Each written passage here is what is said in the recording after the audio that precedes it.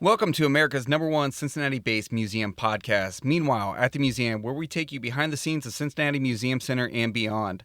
Over there on the ones and twos, we have our producer, Magic Mitch Seifert. Hey. I'm your host, Cody Hefner, and today we are joined by writer, director, and producer of Cincinnati Museum Center's latest OMNIMAX film, T-Rex. Please welcome Andy Wood. Andy, welcome. Hello, thanks for having me. Thanks, guys. Did we get the intro correct? I mean, you wear many hats. Did we leave anything out? Nope, that is right for this movie. Yeah, writer, director, and producer. So yeah, I had 3 hats on for this one. Does that make it easier or harder to wear those hats? I mean, you're kind of arguing with yourself in certain departments, but does it become more challenging handling that many aspects? It can, yeah, sure. I enjoyed it. This was my first foray into directing.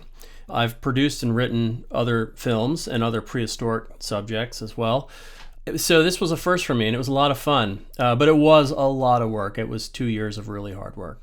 So you've introduced Andy to us a little bit, but let's get into your backstory a little bit. How'd you get to where you are today? Give us that sort of career snapshot, and we'll be doing some flashbacks throughout, but let's do the high-level stuff right now. Sounds good. Yeah. So I actually started my career in a museum similar to the Cincinnati Museum Center, in fact, in Philadelphia at the Franklin Institute Science Museum. Oh, yeah. I started at the museum right out of school. I went to school in Madison, Wisconsin. I have a degree in zoology, field behavior, as well as filmmaking. So I moved back to Philadelphia after school. I'm originally from that area, and got a job at the museum and oversaw the theater department there for a number of years. So they had an IMAX dome theater, again, very similar to yours.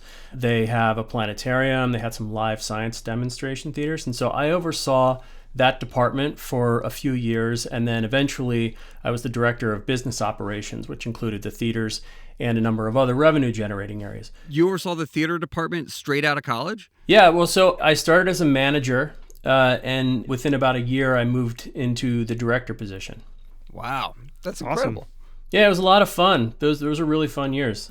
And it was while I was there that the museum got more involved in producing films for the giant screen IMAX theater that they had. In fact, the first film that I got heavily involved with was a film called Mummies, which is also a film that was co-produced with the Cincinnati Museum Center in a way because the museums were collaborators as part of a Dome Theater Alliance at the time. And so Mummies was a film that was supported by that alliance. And I was an executive producer on that show. And the show was produced to run in conjunction with the big King Tut exhibit that was touring at the time. Fun fact, Mummies, Secrets of the Pharaohs, right?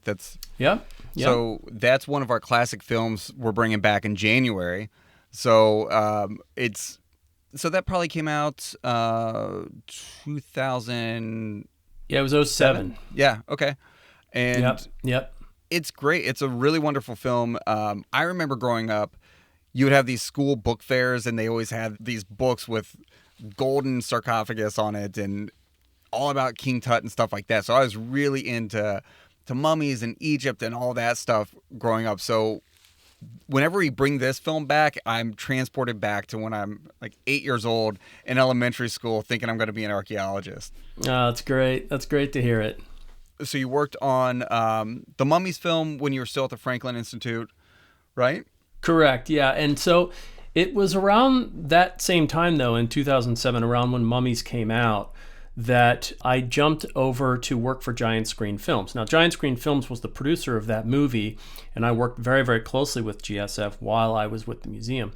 I really enjoyed the experience, and so as we drew closer to the launch of Mummies, I officially jumped over to work for GSF. And around the same year, 2007, was the release of our first dinosaur film as well, called Dinosaurs Alive. And so that was the beginning of a long career that I've ended up having working with prehistoric subjects. Which, with the zoology background, this is a little before the content you were studying in college, but how do you even get to this point? Were you always into kind of films and storytelling growing up? Kind of studying zoology and filmmaking, it seems like such a, completely different ends of the spectrum when you're in college. But what got you to that point? When did you become interested in filmmaking?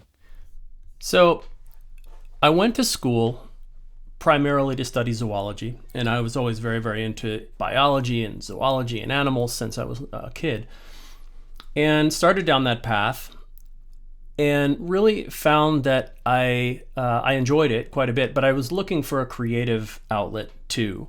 And so I'd always loved making movies, and that comes from my years in middle school, high school as a skateboarder, making lots and lots of skate videos. And I always loved making movies. I loved editing movies. And so halfway through college, I said, I love zoology, but I really want to do something a little more than that, and took up a film production degree as well. I remember we'd have to do video projects in like middle school or high school. And you always had to use your mom's camcorder. And I was always terrible at it. But it's tough because you don't really get to see the playback or anything. So you're just shooting it, and that's it. It's all kind of one take, because there was no editing. It was staging something with your friends or whoever else was in your group and just running through the thing. So, but in middle school, high school, you're doing action shots of skateboarding? Yeah, my parents, for some reason, let me have access to the camcorder. And so I would take that out with my buddies, and we'd skate all day and film it. And then I would come back. And of course, I'm old enough that when I talk about editing, I'm talking about literally splicing videotapes together, splicing all the shots together to make, sponsor me videos and stuff. So, but I loved it. I mean, I spent hours and hours in my room with putting those movies together. And I stepped away from all that, to go to school and to study science. I love science. I'm a huge advocate of science, and I love telling science stories. I really consider myself a science communicator in this business that I'm in. But I really love to have been able now to marry film back in with what I do. Science communicator is a really wonderful way to put it, to state what you do. But the filmmaking process fascinates me. I always ask Mitch a lot of really elementary questions about it, but I'm curious, a film like T-Rex, which we're talking about, it's the film that we have in our OMNIMAX theater here at Cincinnati Museum Center now.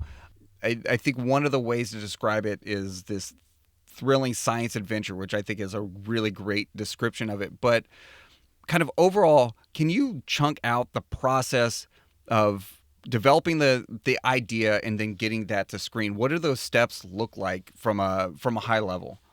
Sure. Yeah. So, the first step, and this was not the first dinosaur film that we've done. We've done a number of them over the years, and they've all come together in different ways. In some cases, they've aligned with a traveling exhibit or a major exhibit. In some cases, we received a big National Science Foundation grant. This film was a little different. I would say that the genesis of this show goes back to a film that we did for the Field Museum in Chicago for their T-Rex Sioux gallery. So we did a Sioux signature film a number of years ago, and that's been playing very successfully at that museum for many years. But right before the pandemic, the museum approached us and said that they felt that they were ready for a refresh on that show. CGI's come a long way since we originally did that one. And we said, we love the idea of that, but what about we do something for global distribution? And we'll spin a signature Sioux film out of it. But we think that it's time that we tackle the T-Rex subject, I think, more broadly. There's been a lot of new science that would be fun to explore with this story. And they said, yeah, that's great. And so they were sort of the first of a series of collaborating museum partners, and Cincinnati was one of those 8 collaborating producing partners for the show.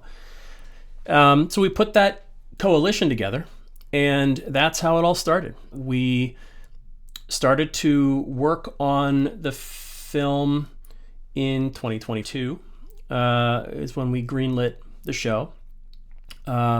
We started the script right away. And again, at that time, we knew that we needed a field research, field work story component, but we didn't really know at that point what that would be. So we built a film knowing that we'd plug that in later, but it would probably be a relatively small part of the story overall. So we started the CGI, we started modeling the animals, we started working with all of the T-Rex specialists and the scientists to help us kind of navigate all of those areas. All the while, keeping our eyes and ears open for a really interesting field expedition with which we could embed and then, capture that sort of, core field story. And we put the feelers out. We talked to, all the scientists that we knew that were going out into the field in field season in 2023, going into the Hell Creek region where T-Rexes are found. And of course, we never would have imagined that we would film the discovery of a T-Rex, and that didn't matter to us. We just wanted to shoot some big dinosaur bones coming out of the ground in the region where T-Rex was found. And ultimately, we found our way to the Denver Museum, and Dr. Tyler Leeson mentioned that he had a specimen that was interesting, an Edmontosaur, duck-billed dinosaur, but it was interesting because it was found by 3 kids. And so we said, well, that's fantastic. I mean, that's just movie gold for museum cinema audiences. Let's do it. We put the permits together and headed out to Hell Creek in the summer of 23, and lo and behold, our cameras were rolling when in fact it was a T-Rex. So we had to go back and kind of reimagine the whole film to sort of re-anchor the story around this incredible discovery. I'm wondering, as we're watching this, how do you put something like this together so quickly? When you learn of this story that you think is just kind of it's going to connect the different T-Rex segments, and then that mushrooms, and that becomes such a larger part of it when you meet these 3 boys. I mean, 11, 10, and 8, right? Yeah, that's right. I mean, I'll say we got really lucky on that because the show that we had conceived before we got involved in that expedition, it was designed to tell the story. It was sort of 3 stories. It was how T-Rex evolved to sort of become the king, the tyrant king, so it was sort of the Tyrannosaurid lineage and the evolution of this animal. It was also a story about how T-Rex grew up, and that's where a lot of the most interesting new science is happening, how T-Rex grew up from hatchling to adult, and also how T-Rex over the course of the past 125 years became such a cultural icon. So we were sort of exploring and celebrating those 3 areas. And in the how T-Rex grew up section, we knew that we wanted to build a few sequences: baby T-Rex, teenage T-Rex, and then an adult T-Rex, and then senior T-Rex. And one area where I would say we really lucked out is that the Teen Rex sequence that we had already built, we had already shot all the prehistoric environmental backplates. We had already modeled the animal. We had already, we were well down the road of animating that whole sequence. When this discovery happened, it ended up just aligning so well. The Teen Rex that we modeled and built was roughly a 13-year-old T-Rex. And that's precisely what those 3 kids found. You mentioned getting the environmental plate shots. What is the process for that like? Do you have some CG elements already created and you need to find something that's going to fit that? Or do you go out and shoot and then work in the dinosaurs later? Yeah, good question. So we write the sequences entirely first, and then we hire a storyboard artist to come in and basically create, a comic book of those sequences. And then the next step is identifying the locations, and that in and of itself can be quite tricky. We're working with a lot of science advisors, T-Rex advisors, but also paleobotanists, and we really, really aim to get this as close as we possibly can. Of course, we're using modern analogs of environments that otherwise, that were 66 million years old. So we're not going to get it exactly perfect. So we really had a lot of back and forth with the scientists about how to approach the back plates for this show. We even talked about fully animating the environments and creating virtual sets. But we just felt that, especially in the giant screen IMAX format, there's just a richness that would be hard to capture in full CG yet. I mean, that might change going forward, but for this show, we felt that real environments were still going to work. So we shot half the back plates in New Zealand, and we shot half the back plates in Florida. And the scientists gave us a bit of latitude. I think probably they would have preferred all Florida, but just given the seasonality and given the cost and sort of production tax rebates that you get in New Zealand, we were experienced having shot there, so we knew that we could do it very efficiently.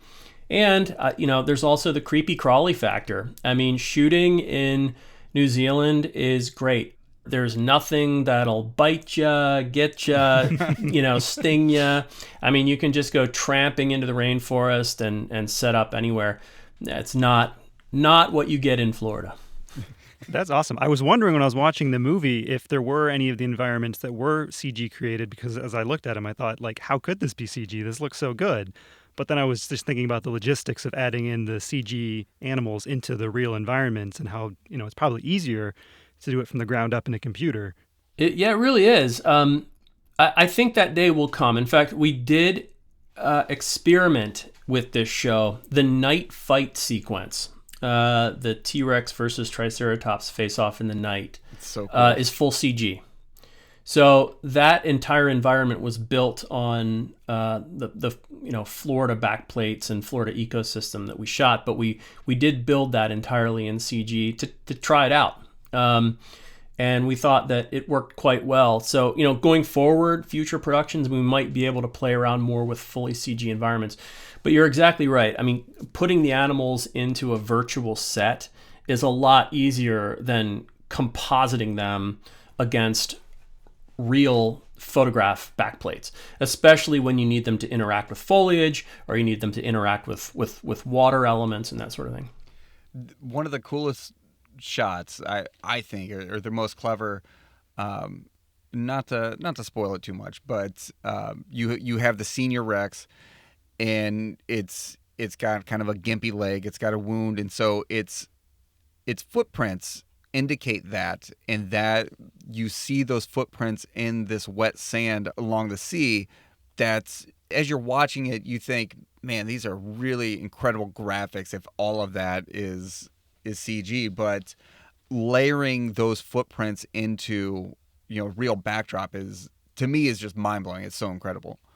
Yeah, I mean, what they can do now is great, but I will say a sequence like that is a good example. Another good example why New Zealand was the right choice for us in this case, because when you're along the sort of northwest coast of the South Island, you can put your drone in the air, you can fly it up really high, and you see no signs of civilization. I mean, there are no power lines, there are no roads, houses, and that's another challenge that you get in the U.S. I mean, really anywhere. It's hard to get up sort of high in the sky. So in that sequence, for example, we had the drone in the air and we did a big sort of epic flyaway at the end, and I think that would have been really, really hard to do in the U.S. There would have been a lot of painting out of houses and power lines and cars and whatnot.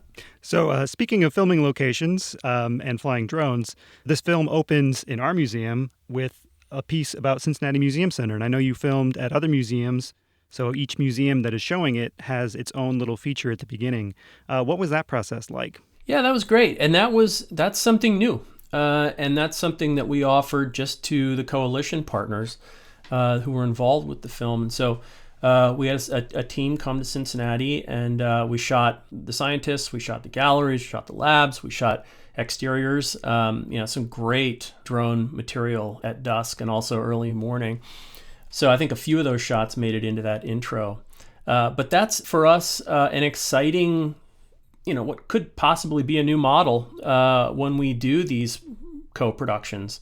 It's a lot of fun to do it, and I think audiences really, really like connecting the museum story to the film.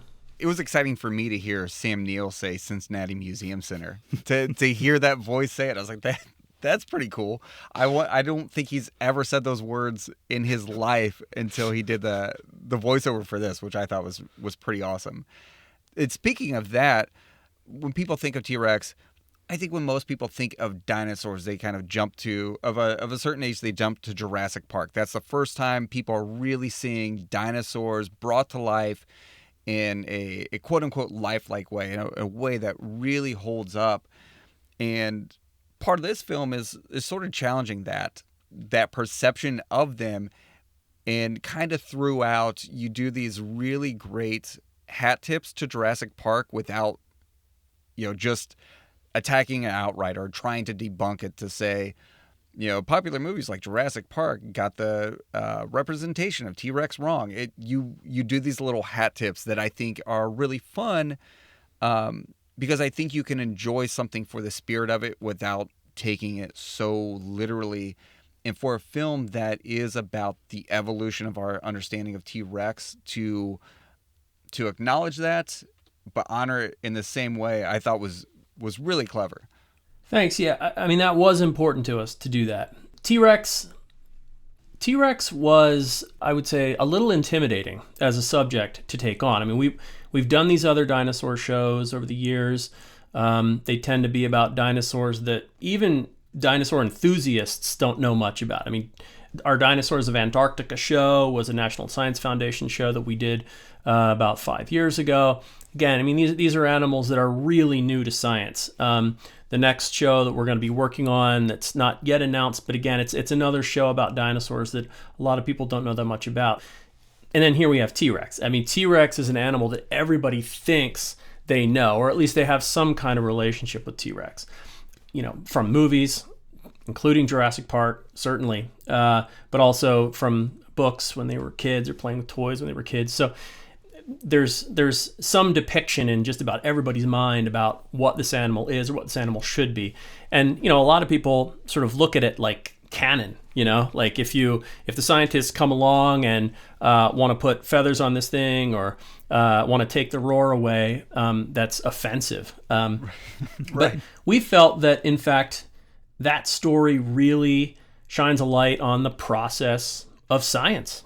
I mean, you think that you have an understanding of how something works, and new evidence can come along and force you to kind of reshape how you imagine or how you understand an animal like T-Rex. So we did want to pay tribute to films like Jurassic Park. I mean, we're very, very important films. But then we also wanted to have some fun, of course. Before Jurassic Park, there were a lot of films that were campy and schlocky and stuff, but were important in their own right, and so we wanted to inject some of that fun into this film too. I think the evolution of how T-Rex has been represented is really well done in the film, because you see T-Rex as we know it today, as science tells us it appears today. You see that, and you're like, is that a weird angle? Is the screen doing something to my eyes? But then you kind of unpack that and say, for this period, we thought they looked like this, and then this, and it shows that evolution in a really cool way. And I think this described it perfectly, and I wonder if you'll take credit for this line. I remember, as we're putting together, different advertising pieces for the museum, I said, the artwork is really incredible, but there's this one shot where it's kind of in profile, and it's just this like chunky monkey of a dinosaur. But in the film says, we know now it had more of a dad bod. And I was like, that's a great description of it. Did you write that? Yeah. Yes. That, and we've had, there's been a lot of fun kind of feedback about just some of the more whimsical sections of the movie. And I think that, T-Rex time walk is what we were sort of calling it over the course of the production, that time walk sequence, was one we had a lot of fun with, for sure. How about the metal names for the there's a section for different tyrannids, Tyrannosaurids? Yeah, Tyrannosaurids. Yeah. that they're all these metal rock names. It's a lot of fun, and the visuals of it's so cool as well. Were you coming up with those names? Were you developing that part of the film? Yeah, I mean, I brag on yourself a little bit. I will admit that I'm a bit of a metal head myself, and so I thought it would be fun to try and find a way to inject a little metal into a T-Rex film, and it made sense. I mean, I think that this is an animal that was gnarly in a lot of ways, and its cousins were given these very metal-like names, bestowed upon them by scientists. So it was a natural way to kind of have fun with that subject. It was really cool to break out because you hear the scientific name, and if you're not a student of Greek or Latin, you're not going to know what that means. But just seeing what these names mean and then laid out with the metal band name graphics, it was a lot of fun. Yeah, that's great. And one thing that's been popular too, I don't know if you've seen this or not, but the T-shirt that we did for the film is designed to look like sort of a concert tour shirt. And so it's got all the metal dinosaur names on it and the sort of metal T-Rex logo on it. And then all the museum locations that booked the film in 2024 on the back as if they were, tour cities. It's all really, really clever. There's a running joke amongst some of our curatorial team, in some of the teams that overlap with that they keep an ear out in meetings for really good band names. I think one of them that pops up a lot is Charismatic Megafauna, which is a pretty great one. There are some other super metal names. Our archivist who works in our archives, I remember a handful of years ago we did. There was Ask a Curator Day. And we asked them, hey, what's your favorite music? What kind of music do you listen to? And a lot of people think curators, they work in the stacks and they work in the library and stuff like this. They're probably, kind of boring people.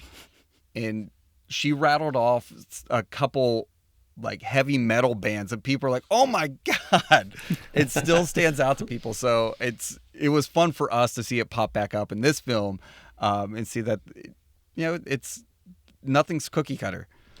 Yeah, no, that's good. Well, yeah, and things like that, we thought it would work, but it's sometimes you take a little bit of a risk with shows like this. I mean, these are family shows, and everything's family friendly for sure. But we thought it'd be fun to push the envelope a little bit with some of the humor and some of the music. As you're writing it and different scientists are reviewing it and reviewing the script or some of the ideas you have, what's that process like? I mean, was that kind of a grueling process for you? Were they like, you're coloring a little too far outside the lines here, bring this back in? Just walk us through that.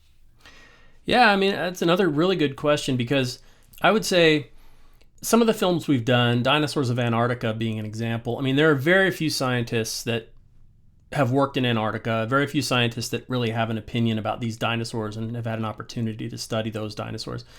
Again, T-Rex is an entirely different story. I mean, a lot of scientists have different opinions about this animal. And so we very early on tapped Dr. Thomas Holtz from University of Maryland to be our primary advisor for all things T-Rex.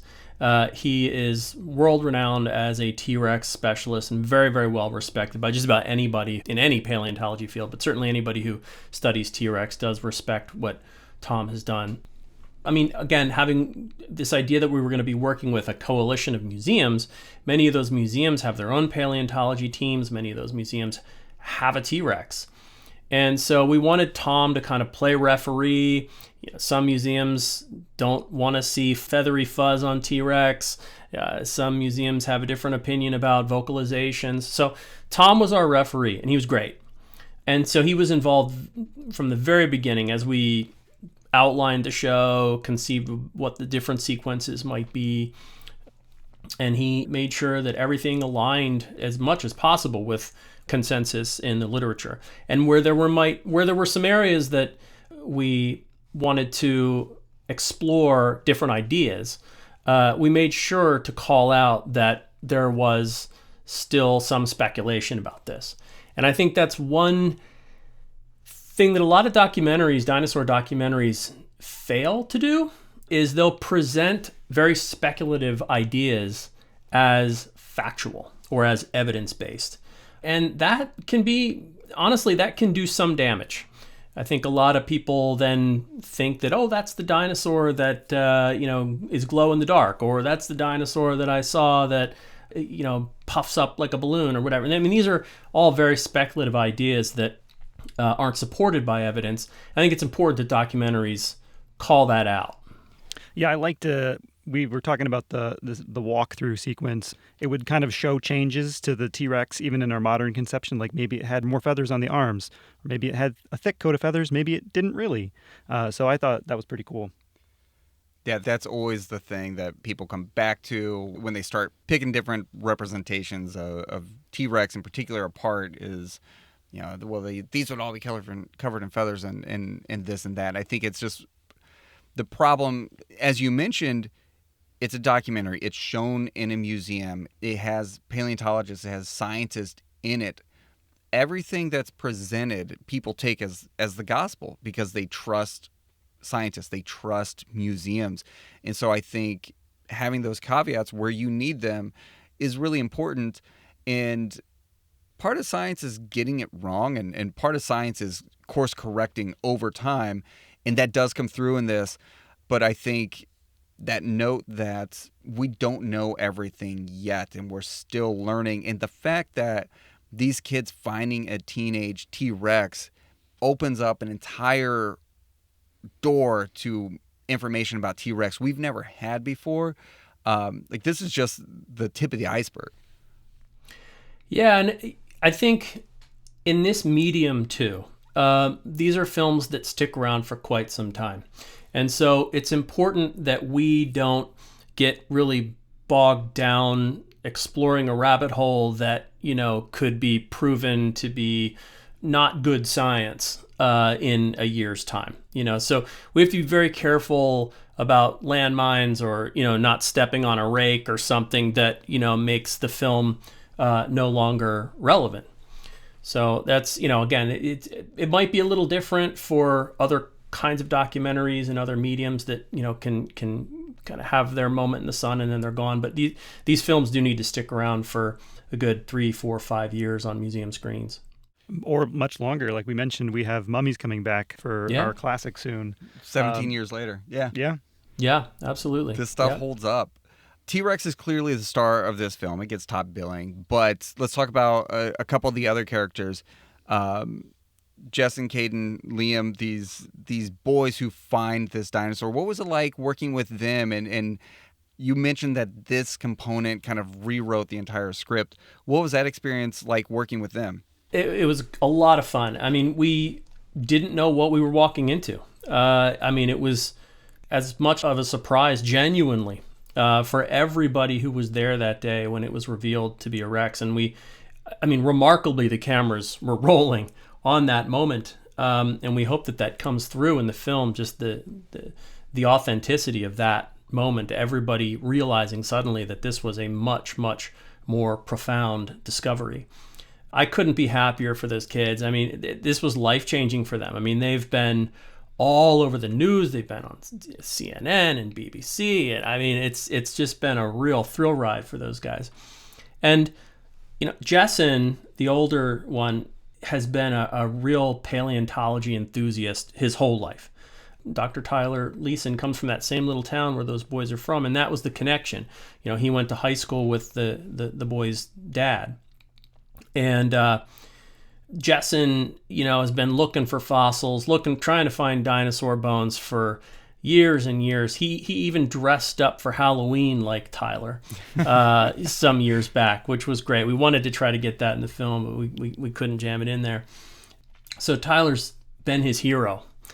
And, he would find fossils and text them to, his dad would text them to Tyler and say, is this a dinosaur bone? Is this a dinosaur bone? And Tyler would have to say, looks like one, but no, that's a rock, or that's petrified wood or whatever. And sure enough, they found this fossil eroding out of the hill, and their dad texted it to Tyler, and Tyler said, "Whoa, that's a dinosaur bone." And then the next question that he asked was, "Where did you find it?" Because, if it was found on private land, unfortunately, in this country, then that dinosaur would belong to the private landowner. Fortunately for our story, it was found on government land. It was Bureau of Land Management land, which meant that Tyler could get a permit, and we could get it out of the ground, and it could go to live at the museum in Denver for further study. And speaking of Bureau of Land Management, Cincinnati Museum Center is likewise a repository for fossils that are recovered from those government lands, like you mentioned.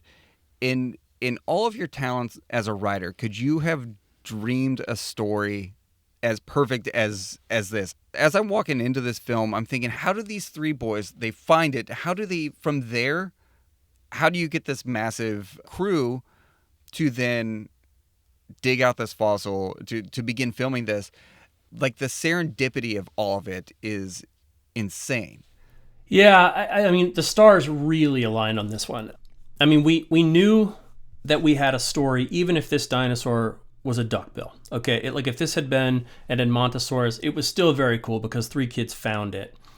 And we just would have spun the story to be another big dinosaur, but, coming out of Hell Creek and the realm of T-Rex kind of thing. But Tyler knew that this bone that they found looked to be in pretty good condition. So even if it was an Edmontosaur, it was probably going to be a nice specimen. And so Tyler put the whole dig team together, and we had the whole film crew put together to shoot this. Again, no matter what it might be, the kids were just really enthusiastic to be a part of it from day one. So everybody just happened to be there, and the cameras were rolling when it was determined to be something a lot more significant. Now, we had planned to be there for 3 days. The film team had planned to be there for 3 days. And we ended up being there for almost a month to make sure that we captured the whole story. You answered my question. I was going to ask, how long are you actually out there filming? Because it's not quick work digging up fossils typically, and it's especially something of this size and this caliber.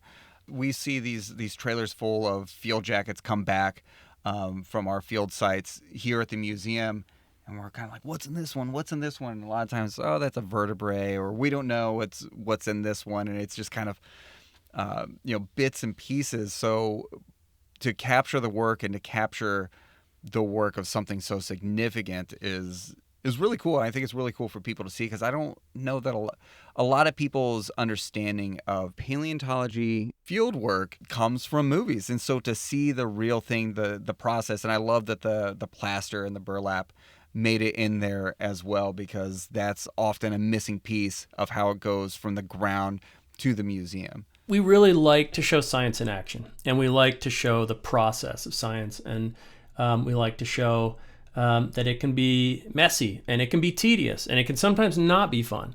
The hard part, I think, with this film was really winnowing down what was going to make it into 40 minutes, because there were just so many incredible moments in the field with the kids, so many kind of eureka moments that happened, some real moments of kind of fun tension. One thing that got cut, for example, was the helicopter liftoff. We filmed the Black Hawk helicopter that got called in to lift the big field jackets, plaster jackets, off the top of the butte and drop them down onto a flatbed truck. And unfortunately, we just ran out of time in the film and just decided to end the story with a celebratory campfire.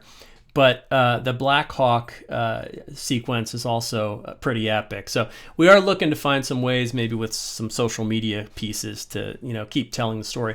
Of course, that dinosaur continues to be prepared as well, and it's looking absolutely beautiful. So again, using social media, I think we'll put some little pieces together to keep telling the story.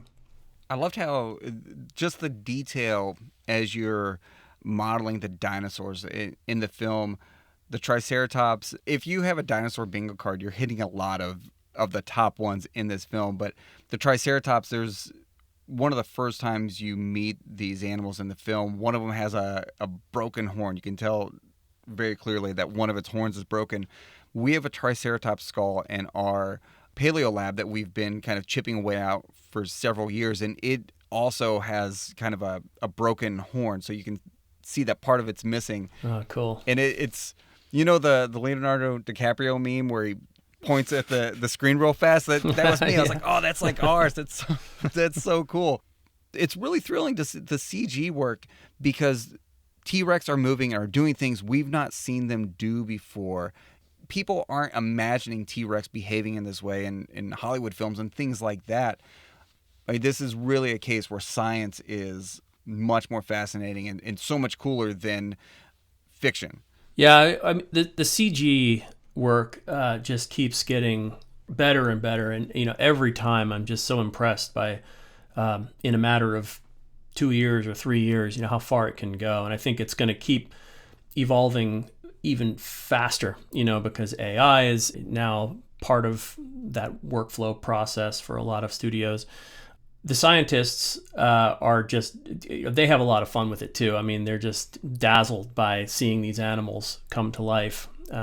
So everybody really enjoyed that process. I mean, it's a really tedious process. You have to first model the animals, and then you have to rig the animals so that they can move and behave the way that the script requires them to move and behave. And then, of course, like we talked about, compositing those animals into the real backgrounds. And then doing the shading and doing the foliage interaction and all of that. It's just, there's a lot of steps to it. The CGI took, I would say, 15 or 16 months to do, Wow. Which is why we were well on our way with the CG long before we ran into this, big discovery. The music in the film is a lot of fun. It's really great as well. And you mentioned T-Rex they're a gnarly animal, and I think the music lives up to that. Mitch wants to know, I'm going to put him on blast here, and you can zip your lips if you need to. How much did it cost to get the rights of The Who for this film? And how much input did you have on the music choices for it? Yeah, so that one, we knew we really wanted that song. Because just we were going to sort of lean into the tagline, even sort of put that on the early versions of the posters, meet the new boss, same as the old boss. We just felt that lyrically it connected, and then the big Roger Daltrey scream was just something that we thought it was going to be too much fun, so we knew we wanted it, didn't know if we could afford it. And it turned out to be, I won't give you a number, but it was well north of what we had budgeted. But it was within grasp.